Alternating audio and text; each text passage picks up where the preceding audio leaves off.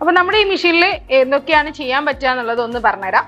നമുക്കിതിൽ paper plate ചെയ്യാൻ പറ്റും, അതേപോലെ അരീക്ക ലീഫ് പ്ലേറ്റ് മേക്കിംഗ് ചെയ്യാൻ പറ്റും, Hawaii slipper making, slipper embossing, അതുപോലെ നമ്മുടെ ബ്ലിസ്റ്റർ പാക്കിങ്, സ്ക്രബ്ബർ കാര്യങ്ങളൊക്കെ പാക്ക് ചെയ്യുന്ന രീതിയിലുള്ളത്, പിന്നെ നമ്മുടെ സബ്ലിമേഷൻ പ്രിന്റിങ്, ടീഷർട്ട്, ജേഴ്സി, ഫ്ലാഗിലൊക്കെ ചെയ്യാൻ പറ്റിയ രീതിയിൽ മൾട്ടി കളറിൽ വരുന്ന, പിന്നെ നമ്മുടെ പ്രൊഫൈൽ ഹാൻഡിൽ കട്ടിങ് വരുന്ന ഡി, ഓവൽ ഷേപ്പ്, റൗണ്ട് ഷേപ്പിലൊക്കെ വരുന്ന പേപ്പർ ബാഗ്സിന്റെ ഹാൻഡിൽ കട്ടിങ്, പിന്നെ നമ്മുടെ കേക്കിന്റെ ബേസ് ബോർഡ്, അലൂമിനിയം കണ്ടെയ്നറിന്റെ ലിഡ് കാര്യങ്ങളൊക്കെ കട്ട് ചെയ്യാൻ പറ്റും.